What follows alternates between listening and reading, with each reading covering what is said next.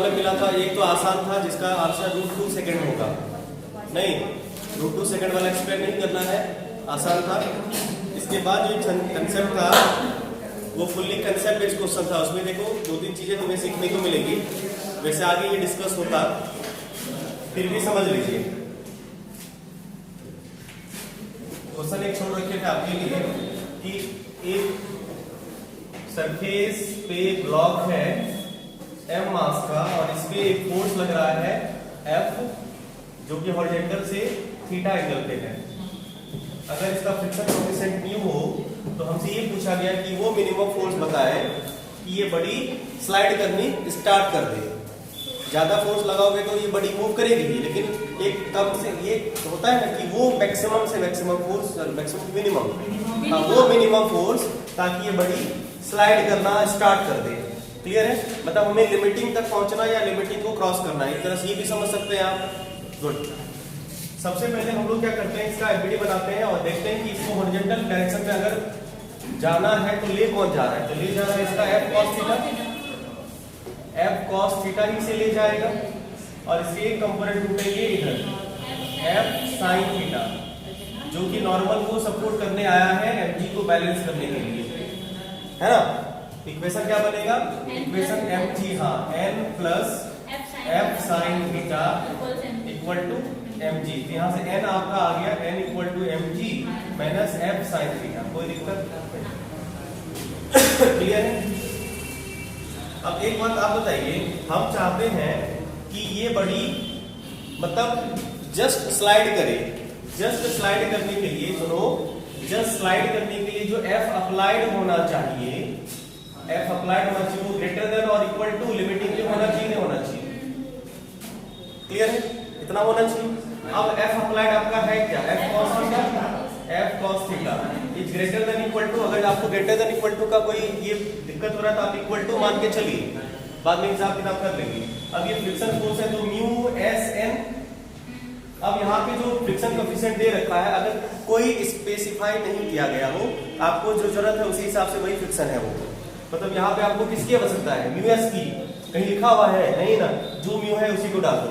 नहीं समझे बात को?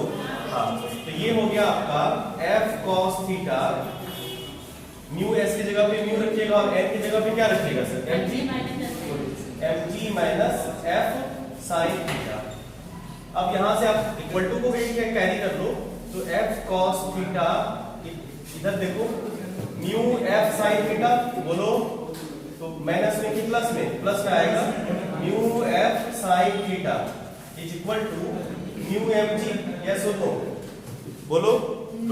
यहां से f कॉमन लीजिएगा, समझ पा रहे? हाँ, अभी f अगर आप कॉमन लीजिएगा तो बचेगा क्या आपके? cos theta plus mu sin theta equal to mu mg। बोलिए।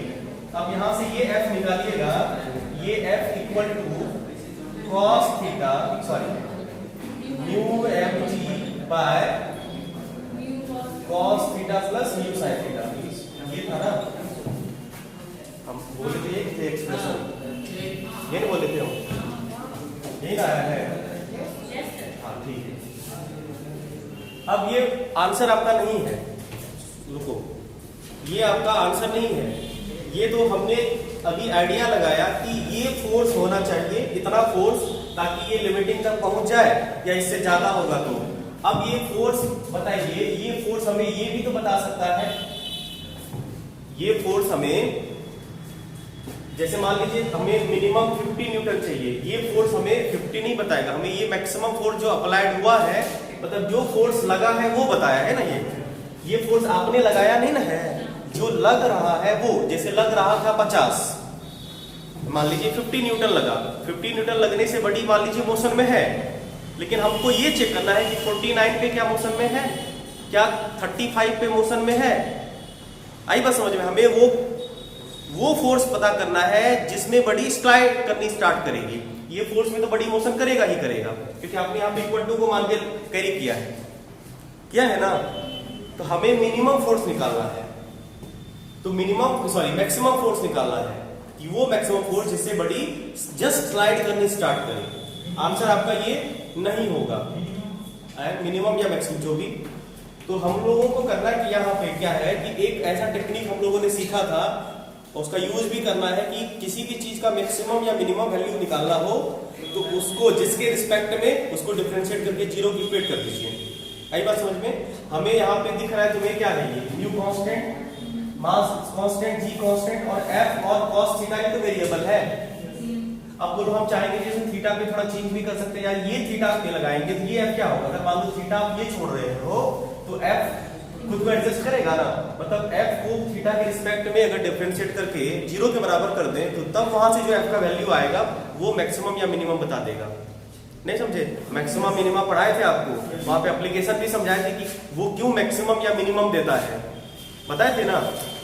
इसका मतलब ये हुआ कि आपको अगर फॉर मैक्सिमा चाहिए minimum force, for F minimum के लिए क्या करना पड़ेगा, D F by D theta equal to zero. Theta के रिस्पेक्ट में फोर्स को डिफरेंशिएट करके जीरो के बराबर इक्वेट करिए। अब डिफरेंशिएशन का रूल तुम्हें पता है, u बाई v लगाओ और साथ में cos थीटा sin थीटा है, ये सिखा चुके हैं कैसे करते हैं, आया ना? मतलब आप लोग भूल गए भले ही, लेकिन हम तो सिखा चुके हैं। इसको डिफरेंशिएट करेंगे सर, ठीक है? आइए डिफरेंशिएट करते हैं।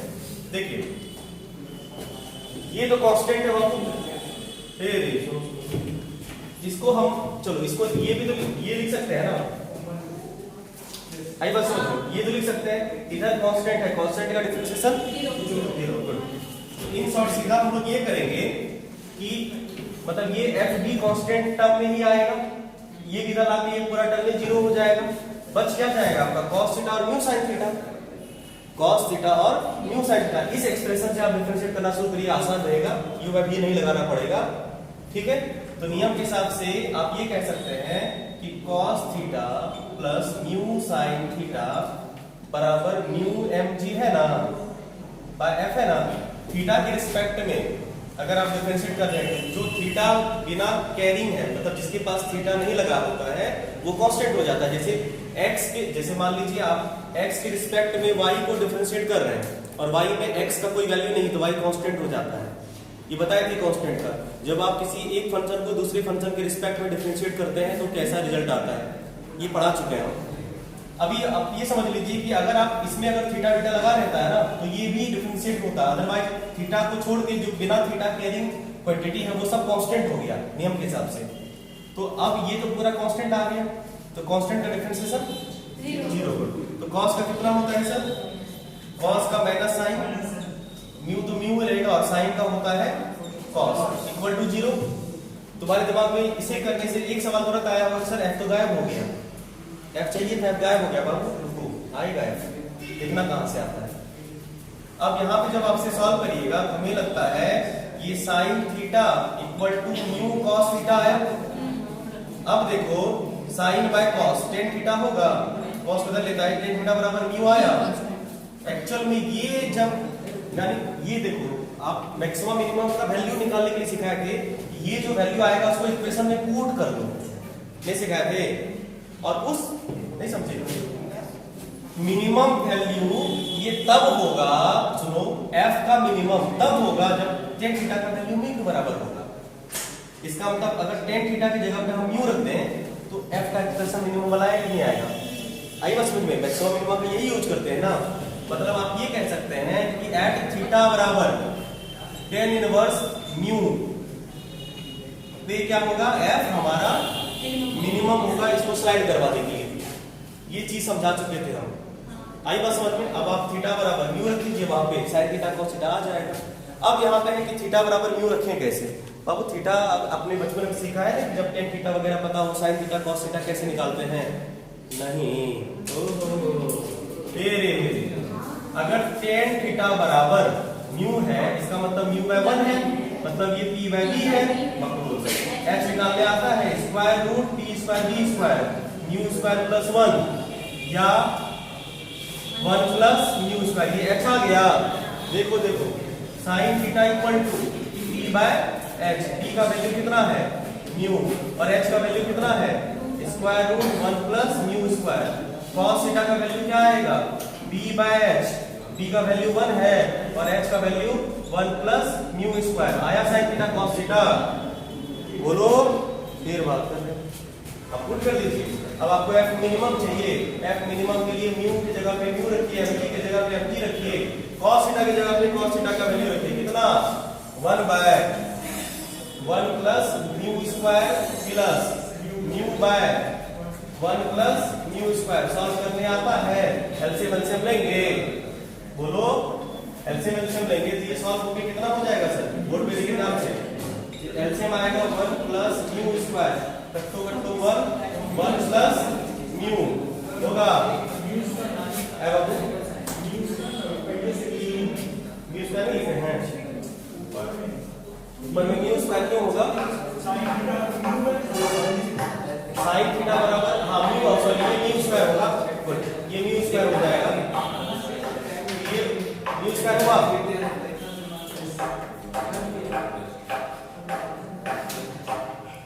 हम भी कर रहे हैं, हमको भी मौका दो, थोड़ा चांस मिलना चाहिए ना, लोकतंत्र है। पता है कि सबको बोलने का समान अधिकार है, लेकिन कभी हम भी तो बोल रहे हैं ना। सब लोग बोलते हो, थोड़ा कभी मेरी भी सुन लो, फिर बाद में तुम्हारा सुनेंगे। म्यू एम जी सॉल्व करेंगे। अब क्या होगा? कटेगा ना, क्या करते हैं? सॉल्व कर दीजिए, और क्या करिएगा? एक टर्म और कटेगा ना,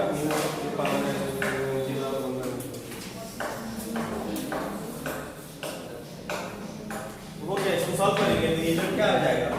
पावर 3/2, ये पावर कितना है? 1 3/2 हो जाएगा पावर। नहीं म्यू, अच्छा चाहो तो तुम इसे घटा सकते हो, कॉमन वन लेके अपना सॉल्व कर लेना। ये रे, इसको सॉल्व करने आता है ना, कॉमन वन लेके, अरे इतना का इतना है, इसको सॉल्व करोगे, काटो नहीं सब।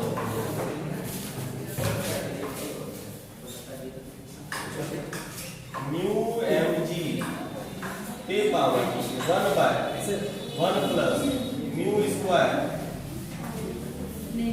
या इसका पावर 1/2 प्लस 1 3/2 भी कर सकते हैं भाई। नीचे 1/2 पावर में है, ये पावर पावर मल्टीप्लाइड होगा तो 1 प्लस 1/2 3/2 ये होता है ना। ऐसा कुछ आएगा एक्सप्रेशन, ये होगा तुम्हारा रिजल्ट। चाहो तो नोट करिए, यहाँ पे बस ये छोटा सा कंसेप्ट था जिसको समझना था, नोट करो, करना चाहो तो जल्दी करो।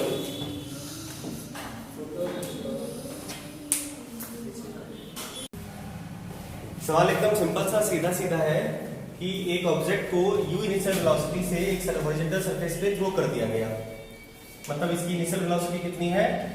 नहीं, इनिशियल वेलोसिटी इसकी u है। स्वाभाविक बात है कि मोशन में है, बड़ी मोशन में है तो काइनेटिक फ्रिक्शन लग रहा होगा, तो काइनेटिक फ्रिक्शन इसका निकाल लें। काइनेटिक फ्रिक्शन लग रहा होगा मतलब म्यू n लग रहा होगा, और यहाँ पे दिख रहा है ये नॉर्मल केस है, इसका मतलब n बराबर mg होगा, तो म्यू mg लग रहा है इस पे। तो ये किधर लगेगा? मोशन के अपोजिट, तो इस तरफ f लग रहा होगा, क्लियर है। और ये f क्या करेगा? धीरे धीरे धीरे धीरे इसकी स्पीड स्लो डाउन करके रोक देगी। रोक देने का मतलब फाइनल वेलोसिटी 0। अब इसका एमवीडी बना ले। देखिए आगे की तरफ इनिशियल वेलोसिटी से जा रही थी कि पीछे की तरफ एक रिटार्डिंग फोर्स लग रहा है, समझा? आगे कोई फोर्स नहीं लग रहा है, आगे जो एनर्जी दी गई उसी एनर्जी से आगे जा रहा था, पीछे से एक रिटार्डिंग फोर्स लग रहा है, कितना? म्यू एमजी का, और ये रिटार्डिंग फोर्स इसे स्लो डाउन कर देगा। नहीं, ये रिटार्डिंग फोर्स इसको स्लो डाउन करेगा, मतलब फोर्स अप्लाइड, एक तरह समझो ना ब्रेक लग रहा है, तो भाई ब्रेक मतलब फोर्स बराबर क्या होता है? Mass into acceleration.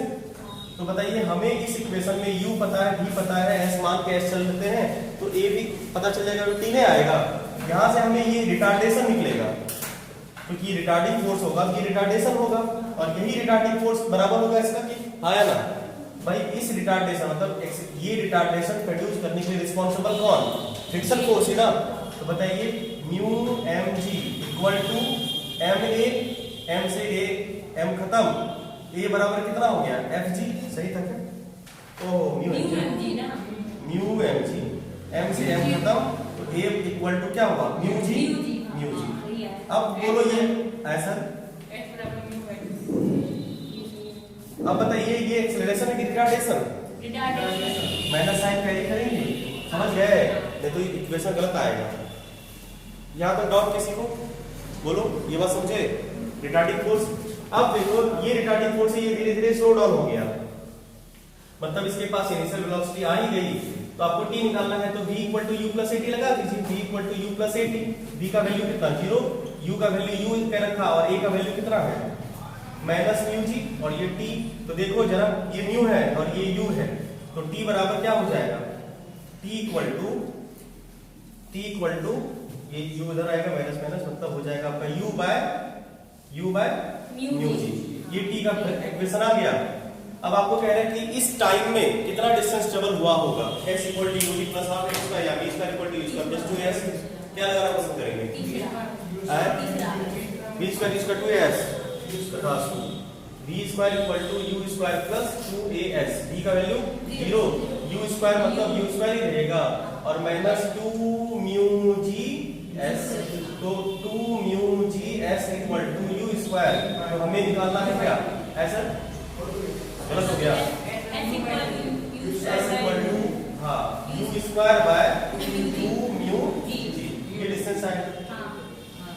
अब किसी भी तरह से पुट करिए, यही आएगा, समझ पाए?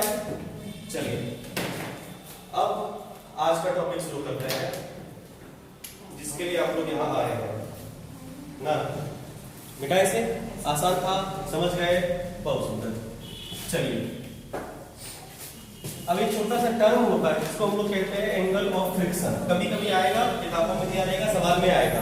कुछ भारी भरकम चीज नहीं है, नॉर्मल सी चीज है, आपको पहले से भी पता है, बस स्पेसिफाई हम कर देते हैं, ठीक है? लगाएंगे heading angle of friction. Angle of friction, देखो होता क्या है एंगल ऑफ फ्रिक्शन, जब दो बॉडी आपस में कांटेक्ट में आती है तो दो तरह के कांटेक्ट फोर्स लगते हैं। नहीं, जब दो बॉडी कांटेक्ट में आती है तो हमने आपको बताया था कि नॉर्मल फोर्स लगता है जो कि कांटेक्ट फोर्स ही है, और एक फ्रिक्शन फोर्स लगता है। नहीं, तो कह सकते हैं कि during contact between two bodies, नहीं टू बॉडीज, और सिचुएशन कैसा होता है, स्लाइडिंग करवाने वाला या जस्ट स्लाइडिंग वाली केस में कह सकते हैं आप। नहीं तो ये कह सकते हैं क्या है, during contact between two body, two contact forces, two contact force develop कह सकते हैं या अकर कह सकते हैं। कौन कौन सा पहला होता था, पहला कौन सा होता था, नॉर्मल रिएक्शन, नॉर्मल रिएक्शन होता था, नहीं, और दूसरा होता था फ्रिक्शन फोर्स।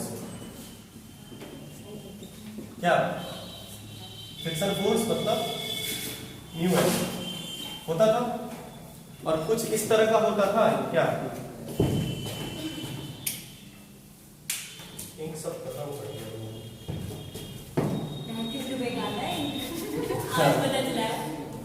तब बता, इतने हल्के में तुम लोग ले रहे थे, क्या लगता है बहुत सस्ता? एक लेते आओ, देख मनीष, इंक या मार्कर में इंक देख लेते आओ लोग। आइए सर, सिचुएशन जरा देखते हैं। देखो कॉपी कलम को थोड़ा आराम दीजिए। आइए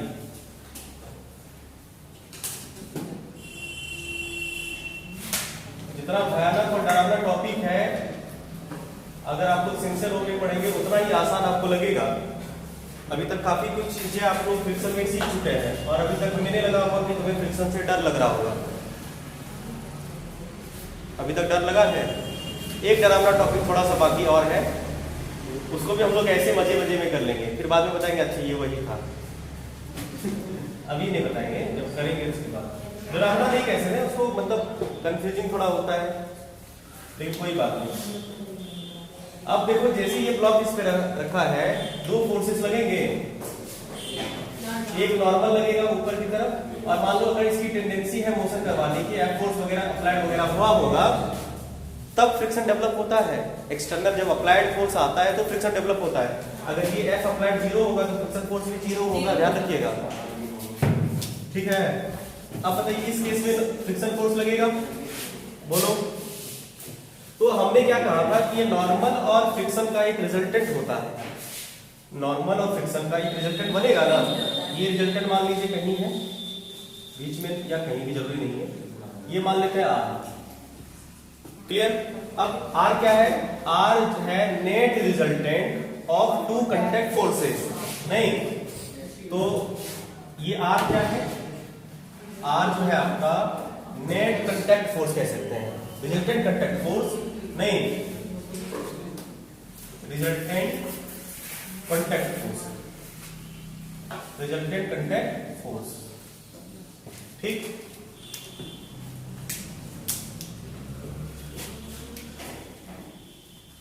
मतलब F नॉर्मल और फ्रिक्शन का ये नेट है।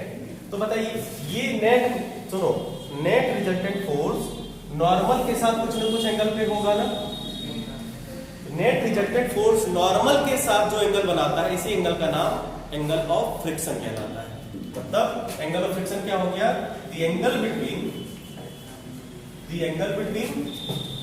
Normal reaction, the angle between normal reaction and the resultant contact force and the resultant contact force is known as angle of friction, angle of friction। Angle of friction समझ पाए? Angle of friction क्या होता है कि net contact force नहीं, resultant contact force और normal के बीच जो भी एंगल होता है, इसी एंगल का नाम एंगल ऑफ कांटेक्ट होगा। समझ पाए? क्लियर है? एंगल ऑफ कांटेक्ट समझ में आया? अब ये वैल्यू कितना होता है? अभी तुमने म्यू निकाला था, देखा था, टेन इनवर्स बराबर म्यू, ये सॉरी टेन थीटा बराबर म्यू के बराबर आता था। वो यहीं से मिलता जुलता कुछ चीज है। अब देखो, अगर हम इससे ये थीटा निकालना चाहें, इसको यहां से ज्वाइन कर देते हैं, क्या ये एफ होगा? वेक्टर में सीखा है तुमने ना, टेन थीटा यहाँ पे है। अगर यहाँ पे हम टेन थीटा निकालना चाहे, समझो मतलब ये क्या है? Angle of contact, angle of friction. Tan theta निकालना चाहे तो क्या होगा? Perpendicular by hypotenuse. परपेंडिकुलर कौन होगा? ये वाला। परपेंडिकुलर बाय बेस होता है, सॉरी, परपेंडिकुलर बाय बेस। तो ये n है और ये वैल्यू f होगा और ये वैल्यू n होगा ना। नहीं समझे? देखो ऐसा भी सेट ट्रायंगल, ठीक है, ये थीटा है और ये f है और ये n है ना। तो ये परपेंडिकुलर बाय बेस, तो ये theta equal to f by n। बताइए f की जगह यहाँ पे म्यू n रखेंगे, n रखेंगे, n से n कटो बराबर म्यू। इसका मतलब ये जो एंगल ऑफ फ्रिक्शन आता है वो tan इनवर्स म्यू के बराबर होता है। ये है आपका एंगल ऑफ फ्रिक्शन। समझ में आया? कोई डाउट तो पूछिए, नहीं तो छापिए। हमें ना एक छोटा सा एनालिसिस है, ऑब्जर्वेशन है, graph between friction applied force and friction force. ठीक है, अप्लाइड फोर्स और फ्रिक्शन फोर्स के बीच हमें एक ग्राफ को देखना है। उस ग्राफ में छोटा सा इंफॉर्मेशन तुम्हें देना चाहेंगे, समझिए। जैसे मान लीजिए एक ब्लॉक है, इसका मास मान लो 1 किलोग्राम है, समझिएगा, और यहाँ का मान लो स्टैटिक फ्रिक्शन कोएफिशिएंट और काइनेटिक फ्रिक्शन कोएफिशिएंट कुछ है। स्टैटिक मान लीजिए 0.5 और काइनेटिक मान लीजिए 0.4 है। ठीक है, तो इसका लिमिटिंग जरा बताओ तो। लिमिटिंग आ जाएगा इसका, हमें लगता है म्यू एम तो म्यू का वैल्यू अगर n 0.5 और n का वैल्यू 10, मतलब ये 5 न्यूटन आएगा, 5 न्यूटन आएगा। इसका मतलब ये हुआ कि अगर समझो अगर फोर्स कुछ नहीं लगेगा तो क्या फ्रिक्शन फोर्स कुछ होगा? नहीं। तो स्टेट कैसी होगी बॉडी की? स्टैटिक की काइनेटिक? रेस्ट में होगी, मतलब स्टैटिक होगा, बॉडी रेस्ट में होगी, स्टैटिक होगी और एक्सेलरेशन अभी इसका 0 होगा। आई बात समझ में? अगर फोर्स मान लीजिए आपने लगाया, मान लो 2 न्यूटन का फोर्स लगाया, तो अभी बताओ फ्रिक्शन फोर्स कितना डेवलप होगा? 2 टू रेस्ट में क्यों रही? क्योंकि देखो अगर इसका मीडी बनाए, समझो बाबू इधर फोर्स लगा है आपका कुछ नहीं, मतलब यहाँ पे नेट फोर्स ही 0 है, नहीं मतलब क्योंकि यहाँ पे नेट फोर्स कितना है 0, ठीक है। तो यहां से ये चीज समझ में आई कि अगर 2 न्यूटन का 2 न्यूटन लगाइएगा, 2 न्यूटन का 2 न्यूटन लगाइएगा, अभी भी बड़ी रेस्ट में रहेगी, क्या एक्सेलरेशन होगा? नहीं, क्योंकि अभी भी नेट फोर्स क्या है 0 है। अगर मान लो 4 न्यूटन लगाया, समझो 4 न्यूटन लगाओगे तो अभी भी फ्रिक्शन फोर्स 4 न्यूटन लगेगा, बड़ी स्टैटिक एक्सेलरेशन 0, क्योंकि नेट फोर्स 0 लगा है। अब जैसे तुम 5 न्यूटन लगाओगे, समझो अब अगर 5 न्यूटन लगाओगे तो अगर हम बात लिमिटिंग की करें, लिमिटिंग भी 5 होगा। यहाँ पे ये जो वैल्यू है ये लिमिटिंग है, समझिएगा, लिमिटिंग 5 हो गया। मतलब 5 को 2 केस में करते हैं, एक लिमिटिंग और एक काइनेटिक। 5 अभी क्या होगा?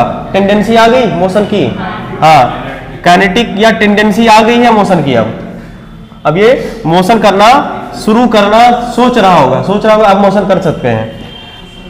एक्सेलरेशन अगर अभी बड़ी सोच रहा है तो तब तक तो 0 होगा, और नेट फोर्स अभी भी फिलहाल 0 लगा देते हैं, ठीक है। क्योंकि अगर स्टैटिक को सोच के करे, अगर 5 देखो 5 को आप सोच रहे हैं कि 5 पे मोशन होता है, थोड़ा डिटेल्स में जा रहे हैं कि 5 से थोड़ा बढ़ाए, मतलब 5 की ही बात कर रहे हैं। जैसे ही मान लो ये 6 5 के बगल में ही है। अब देखो 5 से अगर 6 कर दोगे, क्या हुआ? क्या हुआ बोलो? अगर 5 के बाद के बारे में सोच रहे हैं तो बताइए यहां पे फ्रिक्शन कौन सा होगा? काइनेटिक। कितना? काइनेटिक हो जाएगा आपका म्यू, ये S लगेगा और यहाँ पे N लगेगा, सॉरी K N, तो ये हो जाएगा 4 न्यूटन ना, 4 न्यूटन। मतलब फ्रिक्शन फोर्स कितना लग गया? 4। अभी ये मोशन करेगा, मतलब काइनेटिक वाली स्टेट आएगी, और एक्सेलरेशन क्योंकि नेट फोर्स कितना हो जाएगा? 6 - 4 बराबर 2, एक्सेलरेशन 1 आ जाएगा। उसी तरह से अगर मान लीजिए ये 8 कर दीजिएगा तो फ्रिक्शन फोर्स तो काइनेटिक 4 ही लगा है, ध्यान दो काइनेटिक 4 ही रहा है, और यहाँ पे एक्सेलरेशन कितना हो जाएगा? क्योंकि 8 4 ये हो जाएगा नेट फोर्स कितना? 4। कहां पे सर इसका एक्सेलरेशन? नेट फोर्स कितना है? नेट फोर्स 2 है, मास 1 है, तो F बराबर ma 2। तो यहाँ पे फिर फोर्स 4 है, ये 4 हो जाएगा, कोई बात नहीं। चलो अब बात को समझो। इसके बाद अगर सुनो, इसके बाद अगर तुम ये 10 भी कर दो तो ये 4 का 4 ही रहेगा कि नहीं रहेगा? मोशन काइनेटिक की रहेगी, और ये मान लो चेंज होते रहेगा। नेट फोर्स कितना है? 5 हो जाएगा, ऐसा कुछ होगा ना। एक्सेलरेशन कितना हो जाएगा? 5 10 6 हो जाएगा, एक्सेलरेशन 6 हो जाएगा। अब सिचुएशन समझिए, यहां तक क्या हुआ है? स्टैटिक बदल रहा है। 5 पे 2 सिचुएशन होगी, समझना, 5 को बढ़िया से ड्रॉ करेंगे हम। अभी देखो स्टैटिक चेंज हो रहा है, एक जगह जाके मैक्सिमम पहुंच गया, उसके बाद फिर काइनेटिक कांस्टेंट हो गया। हम बोले थे काइनेटिक कांस्टेंट होता है, बस ग्राफ प्लॉट करते हैं इसका। और एक बात आप ये बताइए कि यहां से यहां तक वाली सिचुएशन की अगर हम बात करें, यहां से यहां तक वाली सिचुएशन की बात करें तो रिलेशन क्या बनेगा? F applied is directly proportional to force नहीं हुआ, यहां तक की बात करेंगे तो यहां तक अगर हम बात करें तो F applied is directly proportional to force नहीं हुआ। इसका मतलब इसका जो ग्राफ होगा वो क्या होगा? स्ट्रेट लाइन और एंगल क्या होगा इसके बीच का? 145। स्लोप क्या होगा? इन दोनों के बीच का अगर प्रोपोर्शनल है तो स्लोप कितना होना चाहिए? स्लोप हो जाएगा 45 डिग्री, नहीं होगा? आइए ये फोर्स ले लेते हैं और ये फ्रिक्शन फोर्स ले लेते हैं। बताइए स्टार्टिंग कहां से कर रहे हैं? जीरो से स्ट्रेट लाइन जाके ये कहां तक रुके? अब पहुंच गई, ये कितना होगा? 45। 4 पे नहीं, 5 पे। अब ये भी 5 और ये भी 5। अब रुको, अब देखो हुआ क्या? इसके बाद 5 के बाद ना एक्सेलरेशन बनेगा खटाक सा, तो एक्सेलरेशन बनेगा लेकिन कम में फोर्स में एक्सेलरेशन बन जाएगा ना, तो ये थोड़ा सा क्या होगा? ये थोड़ा सा टिल्ट करेगा, नहीं समझे? ये थोड़ा सा ग्राफ ऐसे मुड़ेगा और ये ग्राफ यहां तक मुड़ेगा 4। और ये काइनेटिक, ये कौन सा फ्रिक्शन है? काइनेटिक। ये आपका स्टैटिक फ्रिक्शन और ये आपका काइनेटिक फ्रिक्शन। और क्या काइनेटिक फ्रिक्शन अब बदलेगी? नहीं। अब काइनेटिक फ्रिक्शन बदलेगी? अगर नहीं बदलेगी तो ये यहां के बाद फिर स्ट्रेट लाइन होगा। ये ग्राफ है भैया। तो 5 पे ना ये सिचुएशन होती है, ध्यान दीजिएगा। 5 पे ये वाला केस होता है, समझ पाए? स्टैटिक टूटता है, नोट कर लीजिए। Pulling is easier than pushing ना। आइए कारण क्या है देखें। Pulling is easier than pushing. Reason देखते हैं क्या होता है। पहला केस हम लोग लेते हैं, मान लो पुलिंग का, नहीं, इन केस ऑफ पुलिंग पहले समझिएगा। और देखो ये क्या होता है, पुलिंग ना वो एट किसी एंगल पे करेंगे तो ऐसा होगा, समझो। पुलिंग या पुशिंग किसी एंगल पे, at an angle, force at an angle, at an angle, किसी भी एंगल पे। अदरवाइज अगर आप हॉरिजॉन्टल फोर्स यूज करोगे बिना एंगल पे तो पुशिंग और पुलिंग दोनों सेम होगा। आई बात समझ में? उसमें कोई ये जब किसी एंगल पे पुल या पुश करते हैं तो ऐसा सिचुएशन होता है। पुलिंग के केस में देखते हैं क्या हो रहा है। ये एक ब्लॉक है, फ्रिक्शन कोएफिशिएंट मान लीजिए म्यू है, मास m है। पुल में क्या करना होता है, खींचना होता है ना। नहीं, पुल में मान लीजिए इस पे हम लोग इस तरह से फोर्स लगा के खींच रहे होते हैं, ऐसा ही कुछ ना, पुलिंग टेंडेंसी आ गई। मान लीजिए ये एंगल थीटा है, तो इस F के एक कंपोनेंट टूटेंगे इधर, F cos थीटा, और एक कंपोनेंट आपको नॉर्मल को सपोर्ट करने आएगा F sin थीटा। नीचे लगेगा mg, जिसकी वजह से ऊपर लगेगा आपका नॉर्मल। क्लियर है? अब समझो इधर फ्रिक्शन फोर्स डेवलप होगा, ठीक है। अगर मान लो लिमिटिंग तक की बात कर रहे हैं, लिमिटिंग की बात कर रहे हैं, इक्वेशन क्या बनेगा? इक्वेशन बनेगा आपका n plus F sine theta is equal to mg। अगर मान लीजिए एकदम जस्ट स्लाइड होने वाला है या रेस्ट में है, एकदम लिमिटिंग तक की बात करेंगे, तो अगर लिमिटिंग की बात, n इक्वल टू यहाँ पे क्या बन गया, mg minus F sine theta. अगर हम लोग सिर्फ लिमिटिंग की बात करें तो लिमिटिंग के लिए क्या हो लगेगा, f बराबर f cos थीटा होना चाहिए। नहीं, लिमिटिंग केस में f बराबर f cos थीटा। अब ये f की जगह पे क्या रखिएगा, म्यू n रखिएगा, mu n equal to f cos theta, हाँ या ना, f cos थीटा। म्यू का वैल्यू कितना है, सॉरी म्यू का म्यू ही है, n की जगह पे क्या रखिएगा, mg minus f sine theta. कुछ गड़बड़ हो रहा है क्या, f cos थीटा, ठीक है, कोई दिक्कत नहीं। फ्रिक्शन फोर्स हमें निकालना था एक्चुअल में, हम चाहते हैं फ्रिक्शन ही निकालना चाह रहे हैं। फ्रिक्शन निकाल लेगी थी, फ्रिक्शन यहाँ पे माइनस आएगा प्लस आएगा, फ्रिक्शन फोर्स निकालिए ना, फ्रिक्शन फोर्स निकालते हैं। देखो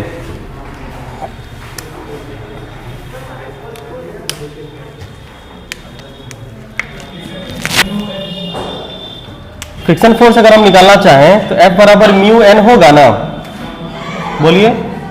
म्यू को म्यू रहने देते हैं, ठीक, और n के प्लेस पे क्या रखेंगे, mg minus F sine theta, इसको रहने देते हैं। यहाँ पे हमें इतना फ्रिक्शन फोर्स मिला, फ्रिक्शन फोर्स कितना मिला, mu mg minus F sine theta. अपने आप पता चल जाएगा कि देखो सिंपल सी बात है कि अगर हमें ज्यादा फ्रिक्शन ऑफर्ड होगा तो ज्यादा फोर्स लगाना पड़ेगा, ज्यादा तकलीफ होगी। अगर फ्रिक्शन फोर्स कम ऑफर्ड हो तो कम ताकत लगाना पड़ेगा, किसी भी चीज को आप आसानी से खींच सकते हैं। तो ये रहा पुलिंग के केस में, पुलिंग के केस में फ्रिक्शन फोर्स इतना ऑफर्ड हो रहा है, दिख रहा है। अगर इन केस ऑफ पुशिंग की बात करें,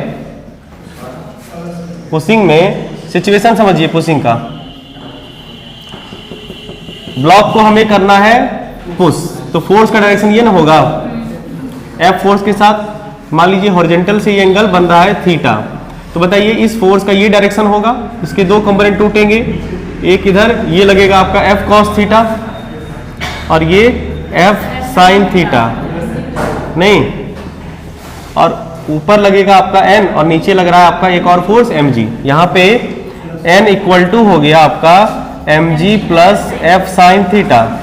तो यहाँ पे अगर फ्रिक्शन फोर्स निकालना चाहें तो म्यू एन डालेंगे, म्यू का वैल्यू म्यू रहने दीजिए, एन का value mg plus F sin theta. अब यहाँ पे तुम्हें ऑब्जर्व ये करना है mu mg plus F sin theta. आपको ऑब्जर्व यहाँ पे ये करना है कि किस केस में ज्यादा फ्रिक्शन ऑफर्ड हुआ है। देखो ना, ये F sin थीटा अभी माइनस हो रहा है और ये F sin थीटा यहाँ प्लस हो रहा है, तो प्लस हो रहा है तो ज्यादा होगा, तो इस केस में ज्यादा फ्रिक्शन ऑफर्ड होगा। मतलब आप ये कह सकते हैं फ्रिक्शन फोर्स इन किस केस में, पुशिंग के केस में, पुशिंग के केस में ज्यादा फ्रिक्शन फोर्स देन पुलिंग। इसीलिए हम कह सकते हैं कि pulling is more easier than the pushing. समझ पाए? बोलो। बस यहाँ पे फर्क ये होता है कि फ्रिक्शन फोर्स ना पुलिंग में कम लग जाता है, पुलिंग में फ्रिक्शन फोर्स का वैल्यू कम होता है, तो आपको जब किसी चीज को आप पुल करिएगा तो फ्रिक्शन फोर्स कम लगेगा और पुशिंग में फ्रिक्शन फोर्स आपका ज्यादा लगेगा। इसीलिए हम लोग कहते हैं पुलिंग आसान होता है, किसी भी चीज को खींचना, धक्का देने से आसान होता है, लेकिन एट एन एंगल पे, इन जनरल नहीं, जनरल में तो सेम होगा। बोलिए, इसमें किसी को कोई डाउट नहीं? तो आज की सभा करते हैं यही समाप्त, मिलते हैं कल नए कंसेप्ट के साथ, तब तक बने रहिए, धन्यवाद।